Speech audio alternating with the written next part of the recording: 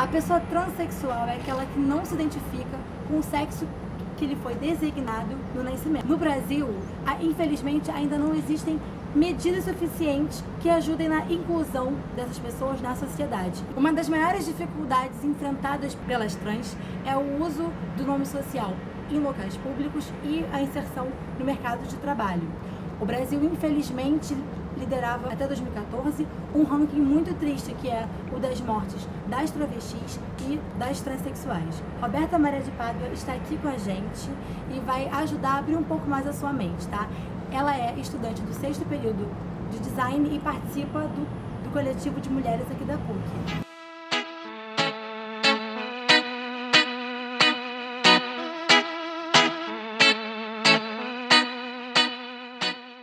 Bom dia, Roberta. Tudo bom? Obrigada por ter vindo aqui falar com a gente.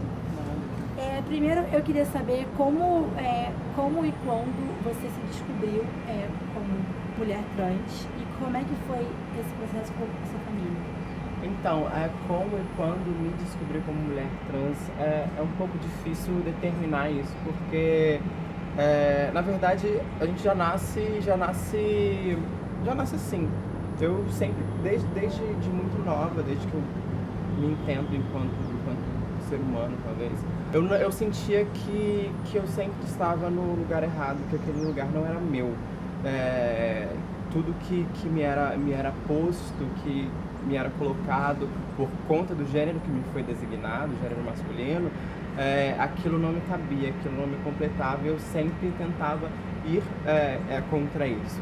Mas o termo transexualidade, para uma criança de 3, 4 anos, isso não existe. Você só sente que aquelas coisas que lhe são postas, aquilo tudo que fazia parte da construção do gênero masculino, não me cabia. E aí foram anos passando por muitos desconfortos e como eu disse, essa parece que é você sempre tá andando contra a corrente, nada te serve, tudo te incomoda, como se fosse... Uma vez eu vi a Leti dando um exemplo que eu acho que é o melhor, é como se você tivesse vestido o sapato do lado errado, sabe? Pé esquerdo no pé direito. E aí quando eu entrei na minha adolescência, eu fui percebendo que isso ia ficando cada vez mais forte, mas eu reprimi isso durante muitos anos por, enfim, questões familiares e questões, inúmeras questões. E por eu ter vindo de uma outra estrutura familiar, eu achava que aquilo não me cabia, como sempre me foi frisado que isso não me cabia. Era como se assumir ser mulher trans, na minha cabeça, naquela época, a gente tem que entender que a gente está falando de um corpo que era colonizado, na minha cabeça ser mulher trans era ser prostituta, quando não tem nada a ver com isso. E a gente precisa entender também que a prostituição ela não é uma escolha na maioria das vezes. Hoje a gente tem 90% das transexuais do Brasil estão na prostituição, mas elas estão na prostituição porque elas não têm oportunidade de emprego, elas estão na prostituição porque muitas delas não conseguem nem terminar o ensino médio, porque a escola ela não é um espaço de acolhimento para essas pessoas. E o que você atribui a essa grande dificuldade de usar o nome social, de conseguir um documento, de conseguir valer essa nova identidade?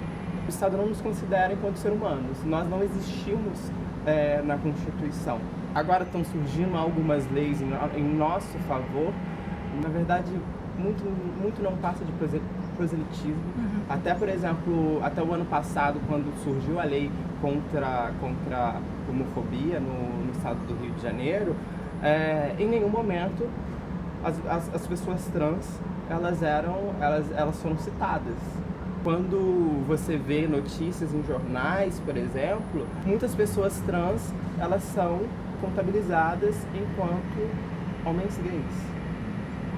Então, enfim, homossexuais, porque também a gente também temos mortes de homens trans, não só de mulheres trans. Ainda existe na construção dessa sociedade, do modelo que a gente tem do padrão de sociedade, essa ideia de que a transexual ou a travesti, ela nada mais é do que a prostituta, a marginalizada, que na verdade é marginalizada pela sociedade.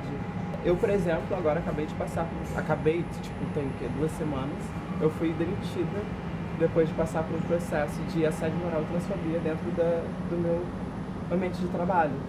E aí eu fui, recorrer na justiça não foi possível, porque não identificam isso, não existem leis para me proteger e por falta de materialidade nas provas. Mas essa falta de materialidade das provas vem de uma falha da legislação, que não está para me proteger. O Estado é meu inimigo número 1. E você sentiu muita dificuldade na hora de mudar o documento, de entrar na faculdade, por exemplo? Mudar o documento, eu ainda estou no processo de mudar o meu documento. Existem algumas... Sim, existem muitas burocracias porque, como eu disse, nós não estamos ali na legislação. Então, como nós não estamos ali, não existe nenhuma lei, nenhum artigo, nada que instrua um juiz como ele deve proceder no caso da mudança de nome e gênero nos documentos. Quando eu faço esse requerimento, cada juiz ele vai agir de forma arbitrária e vai impor as normas que ele achar melhor. Como, por exemplo, eu preciso de testemunhas, preciso de fotos. Como aconteceu com uma amiga, um juiz pediu fotos dela para averiguar o quão feminina ela era, para ver se ele poderia conceder a mudança na documentação. Isso uma testemunha para falar o quão feminina é. Uma testemunha para dizer que você... A testemunha para afirmar que você vive enquanto mulher de fato. Mas eu também não vejo sentido nisso, porque para que um homem ia querer, por exemplo, trocar o nome, sabe?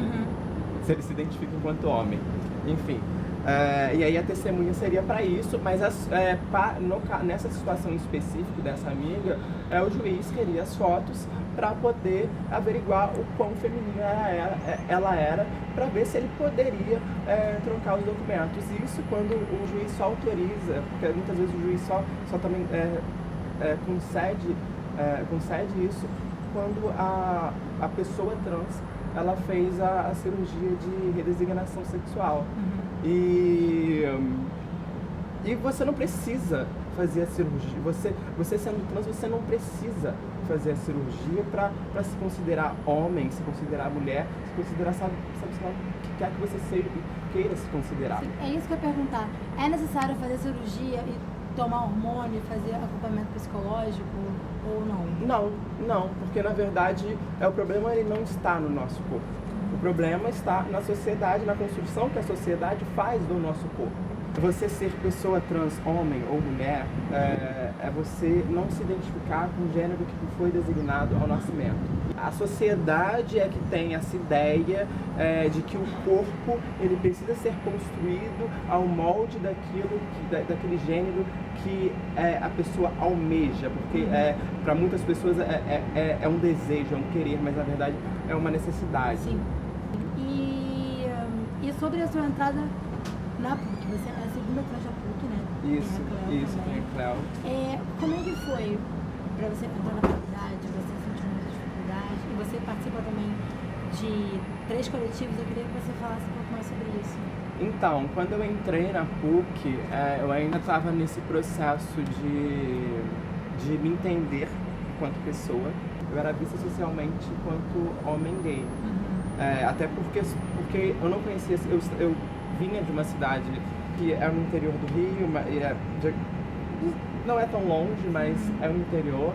E eu estava nesse processo de me entender enquanto pessoa, então para minha segurança, eu me mantive dentro dessa identidade masculina, embora não fosse o que eu queria, mas eu achava que era necessário, porque eu não sabia ainda com o que e com quais pessoas eu estava lidando. E aí, depois de alguns anos passando por esse processo, acho que foram 2 anos na PUC, foram 2 anos e meio na PUC, vivendo sobre essa identidade. E aí chegou um momento que não dava mais. E que eu já tinha iniciado o meu tratamento hormonal, onde não me cabia mais continuar dentro dessa identidade, mas ainda existia o medo. E aí apareceu a Cleo. E quando apareceu a Cleo, eu vi que eu não estava sozinha. E quando eu vi que eu não estava sozinha, que havia a possibilidade de existir dentro desse espaço, aí eu comecei a cogitar a possibilidade de assumir essa identidade aqui dentro da PUC. E aí foi quando eu entrei em contato com a Cleo, a gente se aproximou. E através da Cleo eu também me aproximei dos coletivos. E foi o que me auxiliou nesse processo de empoderamento e de amadurecimento, fortalecimento dessa minha identidade. E a partir disso eu também entendi o quão era importante assumir a minha identidade e ocupar esse espaço, sabe? Ocupar as zonas centrais, para que alguém tenha um referencial diferente do referencial que eu tive na minha infância, de que travesti só está na rua se prostituindo, para que essas pessoas se entendam também enquanto seres humanos e que elas vejam que há possibilidades delas de estarem aqui, de ocupar aqui como qualquer outra pessoa. Então assumir e ocupar esse espaço, mesmo que numa condição de risco, por ser nesse espaço uma minoria, é importante por essa questão de visibilidade. De representatividade também. E o que você acha que falta, muitas coisas, claro, mas na sociedade para diminuir o preconceito, aumentar a aceitação?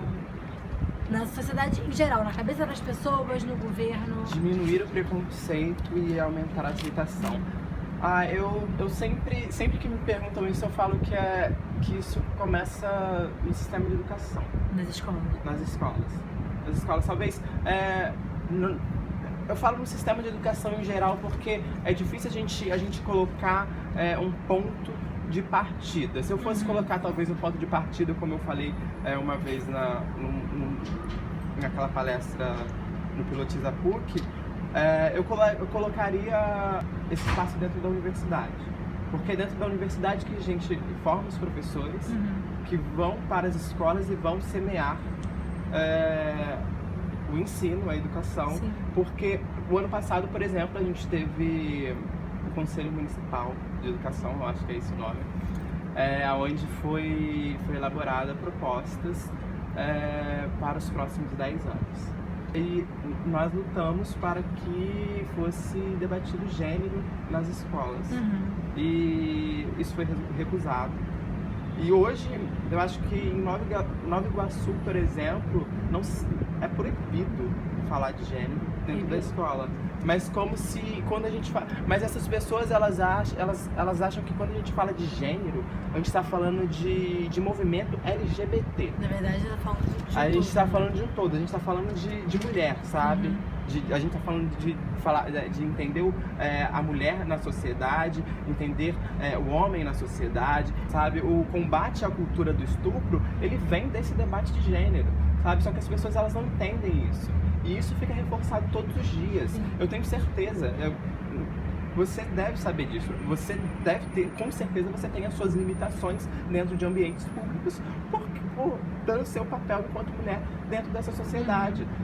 Isso não é discutido. Então eu acho que se a gente fosse falar de um ponto de partida, eu colocaria a universidade. Eu acho que o ambiente para a gente poder debater aqui e discutir o que a gente vai, o futuro da geração. Claro que a gente não debatendo isso na universidade de hoje, a gente não vai resolver isso hoje, mas talvez a gente resolva daqui a 10, daqui a 20 anos. Já é o início? Já é o início de alguma coisa. Bom, o nome desse quadro é Abrindo a Sua Mente. Tem algum recado que você daria para o pessoal que está vendo para abrir mais a mente? Aceitar mais? Abrir mais a mente? Olha, que dificuldade. Isso é um desafio. Tirou esse desafio. Eu acho que a gente é bombardeado de informação a todo tempo que a gente não para pra pensar. A gente segue como se na vida tudo a gente seguisse no movimento de uma correnteira. E eu acho que uma hora a gente precisa tentar sair dessa corrente e parar para pensar um pouco sobre aquilo que nos é imposto e começar a questionar por que eu estou fazendo isso, por que sim, por que não. Tentar olhar para ao entorno e não olhar só para frente. Pois, muito obrigada pela entrevista. Nada. Gostei muito, obrigada. Eu espero que vocês tenham aberto a mente junto comigo, porque foi muita construção. Obrigada.